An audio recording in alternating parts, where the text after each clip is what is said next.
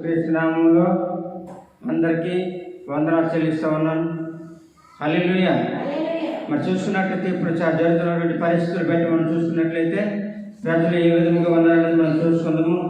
చూడండి, పరిశుద్ధ లేఖనం నుంచి యెషయా గ్రంథము మొదటి అధ్యాయము 2వ వచనం నుంచి మనం చదువుకుందాము. యెహోవా మాట్లాడుతున్నాడు, మన దేవుడు మాట్లాడుతున్నాడు. అందరూ వినండి. ఆకాశమా ఆలకించుము, భూమి చెవి యొక్కము. నేను పిల్లలను పెంచి గొప్పవారినిగా చేసి తిని వారు నా మీద తిరగబడి ఉన్నారు. హల్లెలూయా. నేను పిల్లలను పెంచి గొప్పవారుగా చేసి ఉన్నాను.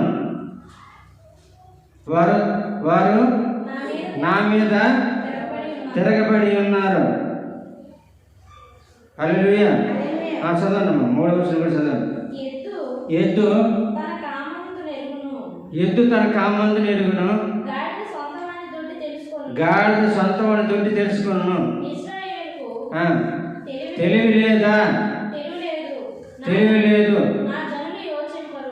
నా జనులు యోచింపరు, ఆలోచన చేయరు. ఎద్దు ఇప్పుడు మనకి ఇంట్లో ఉన్నాయి. ఆ ఎద్దు మనం ఇప్పి చదివితే పొద్దుల్లా ఎక్కడెక్కడ మేస్తుంది. మేసుకుని తన కడుపు నింపుకొని మళ్ళా మన దొడ్డికి సాయంత్రం వచ్చేసరికి మన దొడ్డికి వస్తుంది. మరి గాడిద కూడా ఊరంతా తిరిగి మేత వేసుకొని తన యజమాని యొక్క ఇంటికి వస్తుంది. కానీ అందుకే చెప్పినట్లయితే ఇశ్రాయేలు దేవుని ప్రజలకి తెలివి లేదా? దేవుని నమ్ముకున్నటువంటి మనము దేవుని సన్నిధికి వెళ్ళాలి, దేవుని యొక్క మాటలు ఆలకించాలా, దేవునికి ప్రార్థన చేయాలా, మన యొక్క విన్నపములన్నీ వినియోగించుకోవాలా, మన పాపములు ఒప్పుకోవాలా, మన దేవుని చేత మనం ఆశ్రదింపబడాలా, దేవుని పొందుకోవాలి, దేవుని చేత మనము ఆశ్రదింపబడాలి. అప్పుడే మనం అభివృద్ధి చెందుతామని. తెలివి లేదా? ఈ విషయం మీకు తెలియదా? హల్లెలూయా. దేవునికి స్తోత్రం.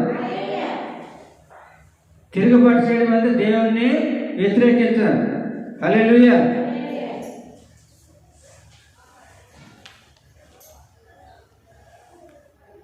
చూడండి, రోమీయులకు రాసిన పత్రిక 9వ అధ్యాయము.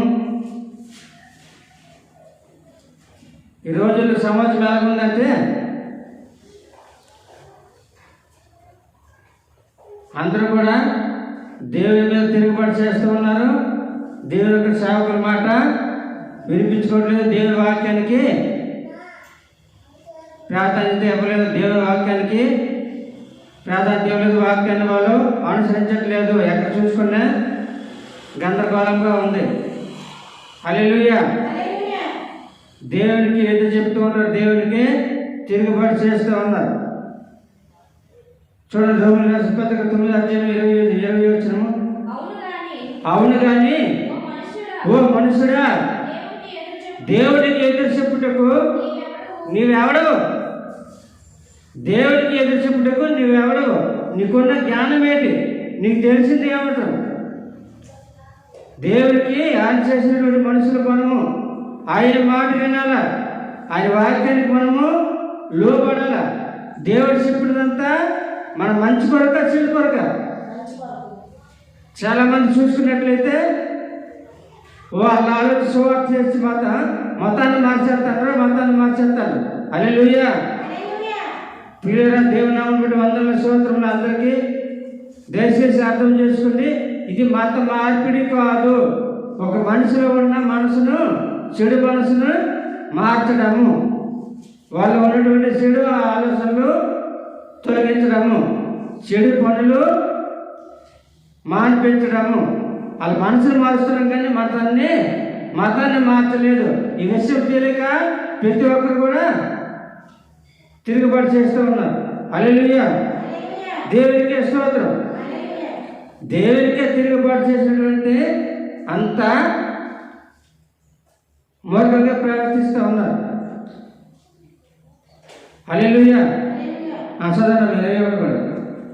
నన్ను ఎందుకు ఇలా చేసావు?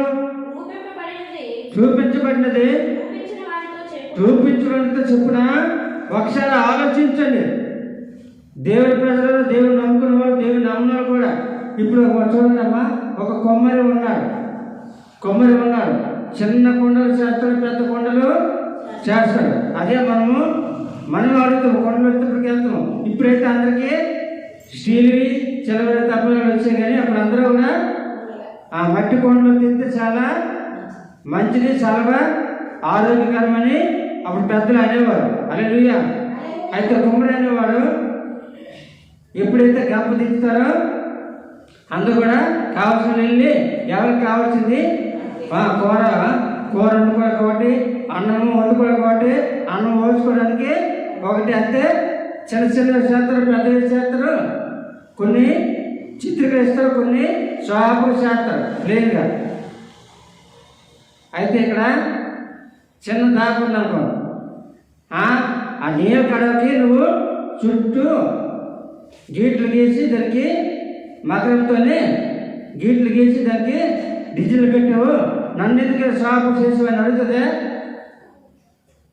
ఆ చిన్న దాఖలు అడుగుతుంది ఆ కుమ్మడివాడికి, నన్ను ఎందుకు చిన్న చేసావు, నన్ను కూడా పెద్దగా చేసి నన్ను అందంగా చేయొచ్చు కదా అని అంతదా? అంత కదా. మరి నీవెందుకు దేవుడు చేసినటువంటి మనిషి నీవు? దేవుడు ఆదికాలం చూసినట్లయితే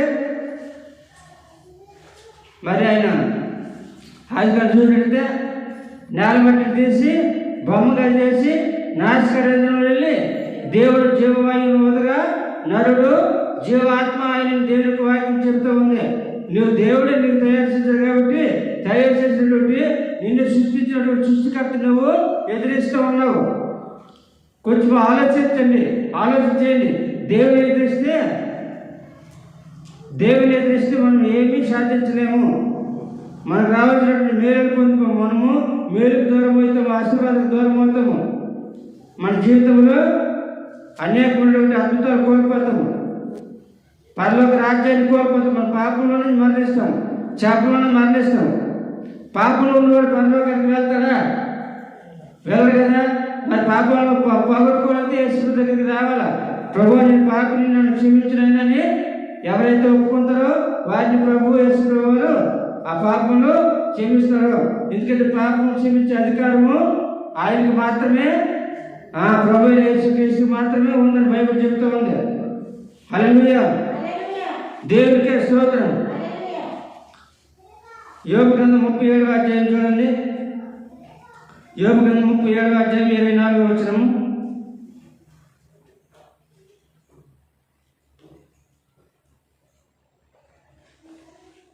యోబు గ్రంథము 37వ అధ్యాయం 24వ వచనం. హల్లెలూయా.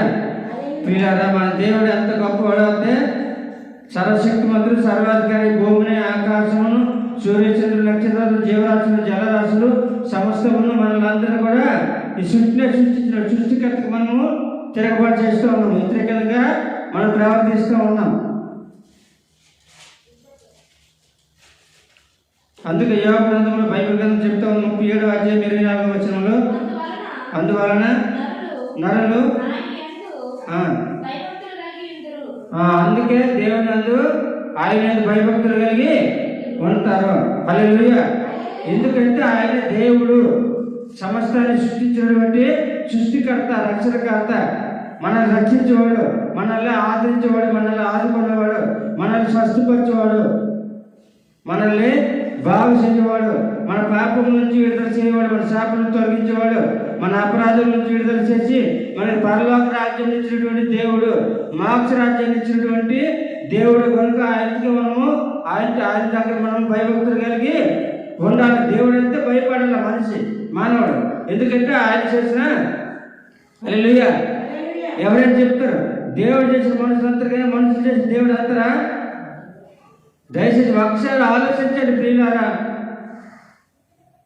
ఆలోచించండి, నెమ్మదిగా ఆలోచించండి. మనం తగ్గించుకొని ఆలోచించినట్లయితే దేవుడు మన కొరకు ఆయన రక్తాన్ని కార్చాడు. ఆ రక్తంతో మన పాపం కడిగి ఉన్నాడు. మన కోసము, మనకి పరలోకం నిత్య జీవం ఇవ్వడానికి, మనం నిత్యము జీవించి ఉండాలని పరలోకంలో ఆయన ఈ లోకానికి వచ్చి చనిపోయాడు. ఆయన శిలువలో మరణించి ఆయన సమాధి చేయబడి 3వ దినాన మృతులు గెలిచి, అంటే మరణం గెలిచి తిరిగి లేచినటువంటి సజీవుడు దేవుడు అని ఆయనకు మనము భయపడాలా. ఆయన భయభక్తులు కలిగి ఉన్నట్లయితే దేవుడు ఈ జనంలో ఏ జనంకైనా దేవుడు ఎవరిని కూడా అందరినీ కూడా ఆదరిస్తాడు. హల్లెలూయా. అపోస్తల కార్యములు 10వ అధ్యాయం చూడండి. అపోస్తల కార్యములు 18 వాక్యం చెబుతూ ఉంది. ప్రియులారా, అపోస్తల కార్యములు 10వ అధ్యాయం 24వ వచనము.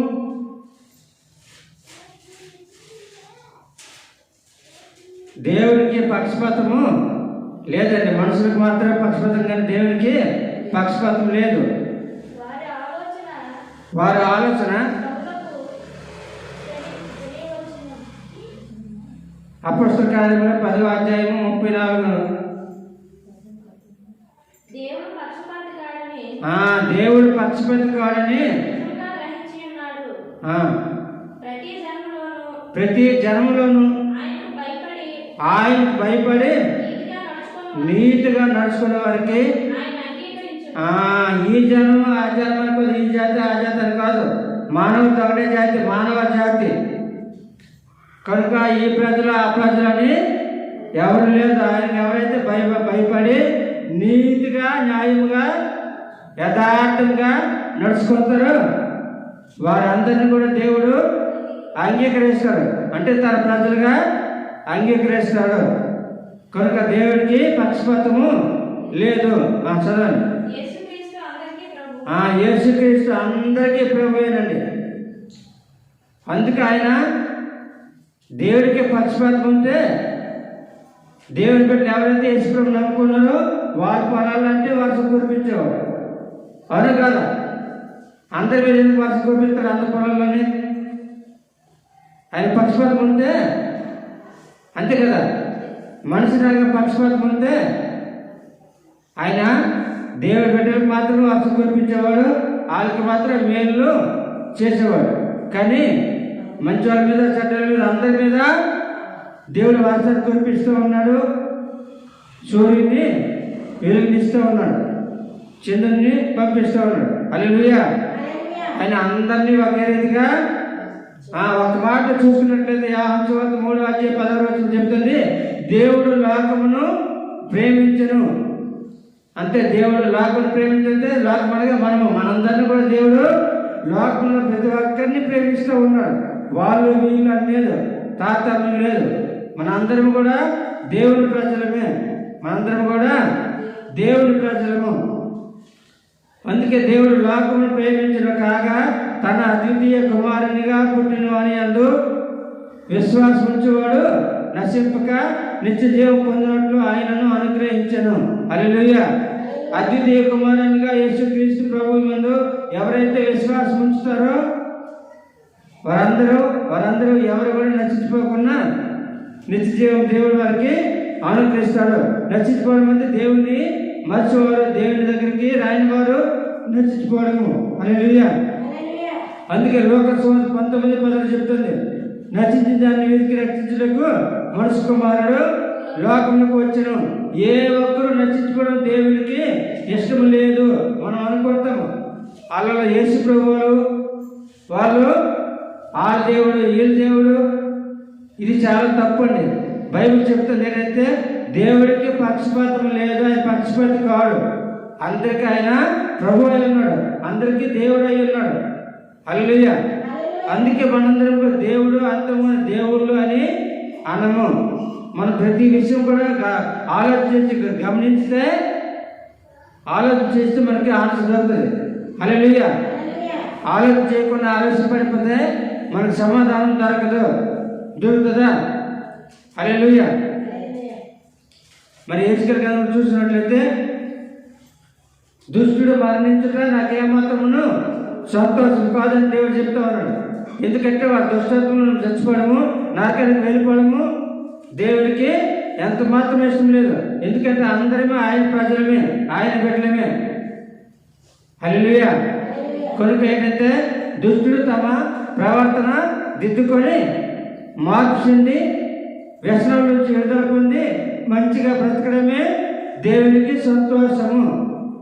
హల్లెలూయా. ఇప్పుడు దేవుని కృప బట్టి ఎంతోమంది తాగులు మానేసి ఎంతోమంది చక్కగా దేవుళ్ళు ఎదుగుతూ ఉన్నారు. ఎంతోమంది దొంగతనాలు మానేసి దేవుని దగ్గర చక్కగా బతుకుతూ ఉన్నారు. వాళ్ళ మనసు మారింది కానీ వాళ్ళ మతము మారలేదు. ఇది మత మార్పిడి కాదు, మనుషులు ఉన్నటువంటి చెడు యొక్క ఆలోచన, చెడు మనసు తొలగించడము, మనసును మార్చడం. కానీ మనిషిని మార్చడం కాదు, మతం మార్చడం కాదు. ఒక మనిషి ఉన్నటువంటి చెడు వ్యసనాన్ని దూరము చేయడమే చేపల యొక్క దేవుని యొక్క ఉద్దేశం. హల్లెలూయా. కనుక ఏదైనా దేనికైనా ఆవేశపడి మనం ఏది చేయకూడదు. దయచేసి అర్థం చేసుకోండి, ఆలోచించండి ఒకసారి. ఇంతమంది ఈరోజు చూసుకున్నట్లయితే కాంప్లీట్ బ్రాహ్మణ్స్ ఏంటి మరి రకరకాల జాతులు చెప్పినట్టు రాకరైతే వాళ్ళు ఉన్నారు. ఈరోజు చూసినట్లయితే ప్రతి ఒక్కరు కూడా యేసుని అంగీకరిస్తున్నారు. ఏంటంటే వాళ్ళు సత్యాన్ని తెలుసుకున్నారు, నిజాన్ని తెలుసుకున్నారు. కనుక వాళ్ళు కూడా ప్రభువుని అంగీకరించి ఇప్పుడు ప్రభు కోసం సువార్త ప్రకటిస్తూ ఉన్నారు. పరలోక రాజ్యసువార్త, దేవుని యొక్క రాజ్యసువార్త ప్రకటిస్తూ ఉన్నారు. హల్లెలూయా. దేవునికే స్తోత్రం. కనుక ప్రియుల దేవుని నామమున వందనాలు, స్తోత్రములు. యోబు గ్రంథం 38వ అధ్యాయము, యోబు గ్రంథం 38వ అధ్యాయము 16 నుంచి 20 వరకు చదువుకున్నాము నెమ్మదిగా.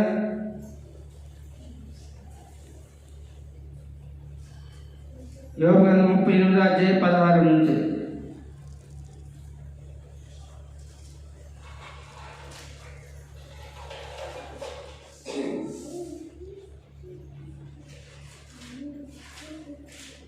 హల్లెలూయా.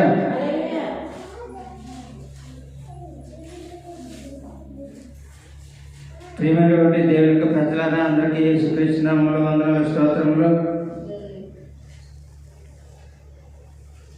హల్లెలూయా. హల్లెలూయా. దేవునికే స్తోత్రం. 38:16.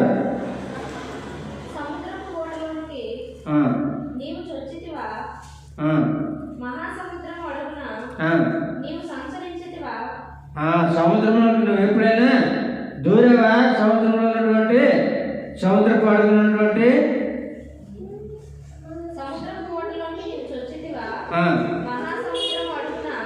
మహాసముద్రం అడుగున నీవు సంచరించి తిరిగావా?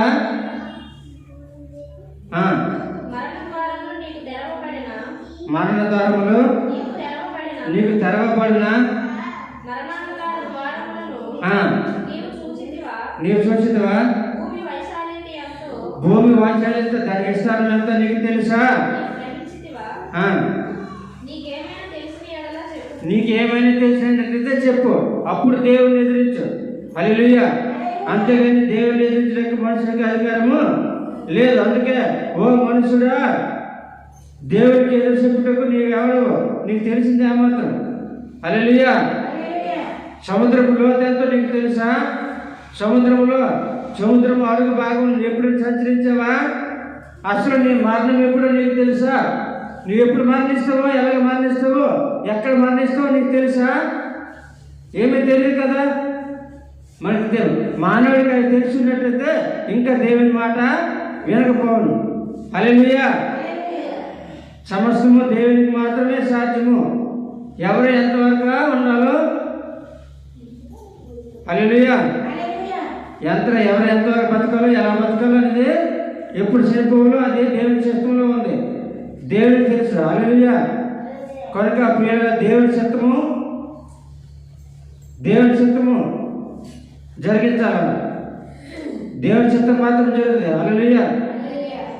అందుకే పాడతాం కదా, ఎన్ని తలసినా ఏది అడిగినా జరిగేది నీ చిత్తమే ప్రభువా, జరిగేది నీ చిత్తమే.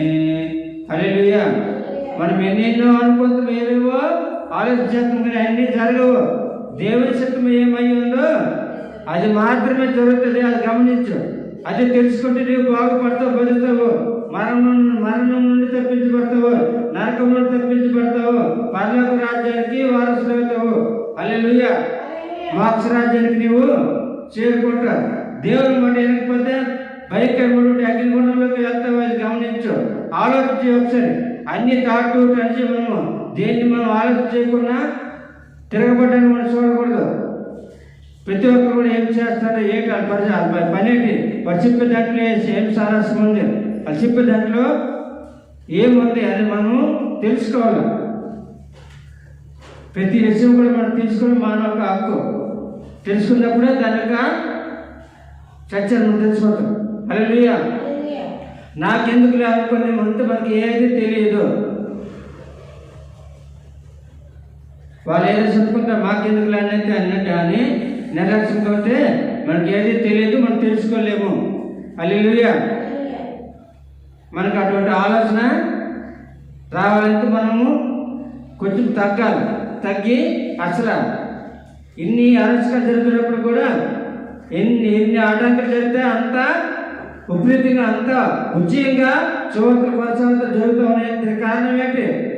దేవుడు ఎంత సక్సెస్ ఉందో, దేవుడు అయితే ఎంత గొప్పవాడు, దేవుడైతే ఆయన ఎవరనేది తెలుసుకునే ప్రయత్నం చేయాలి. దేవుని యొక్క శక్తి, దేవుని యొక్క మహిమ మనము తెలుసుకున్నప్పుడు మనము దీవించబడతాము, ఆశ్రయపడతాము, చర్చ మార్గంలోకి వెళ్తాము. అందుకే యేసుప్రభు చెప్తున్నాడు, నేనే మార్గమును, నేనే సత్యమును, నేనే జీవమునైనా, నా ద్వారా తప్ప మీరు ఎన్ని త్రావులు ఎత్తుకున్నాను మోక్షరాజ్యానికి చేరలేరు. నా ద్వారా తప్ప ఎవరినో నా తండ్రి వద్దకు రాలేడని దేవునికి వాక్యం చెప్తుంది. ప్రియులారా, అందరికీ వందనాలు, స్తోత్రములు. దయచేసి ఈ మాట వింటున్న ప్రతి ఒక్కరు కూడా మీ అందరికీ కూడా వందనాలు చెల్లిస్తున్నాను. మరి అందరూ కూడా ఆలోచన చేయండి, అర్థం చేసుకోండి, ప్రభువుని అంగీకరించండి. మన పాపం పోవాలంటే మనము యేసుక్రీస్తు రక్తంలో కడగబడినప్పుడు మన పాపానికి విమోచన కలుగుతూ ఉంది. మన పరలోకానికి వెళ్ళాలంటే, మోక్షానికి వెళ్ళాలంటే ప్రభువుని అంగీకరించాలా, మన పాపం ఒప్పుకొని విడిచిపెట్టాలా, ప్రభు నామములో మనం రక్షణ పొందుకోవాలా. ఆ రక్షింపబడిన వారు మాత్రమే పరలోకానికి వెళ్తారు. హల్లెలూయా. కనుక దయచేసి మీ అందరూ కూడా ప్రార్థన చేస్తూ ఉన్నాను. దయచేసి మాటలు వినండి, విని గ్రహించి అర్థం చేసుకుని ప్రభువుని అంగీకరిస్తారని ప్రభు పేట మనం చేసి మాటలు ముగిస్తూ ఉన్నాను. ఆమేన్. అందరికీ వందనాలు.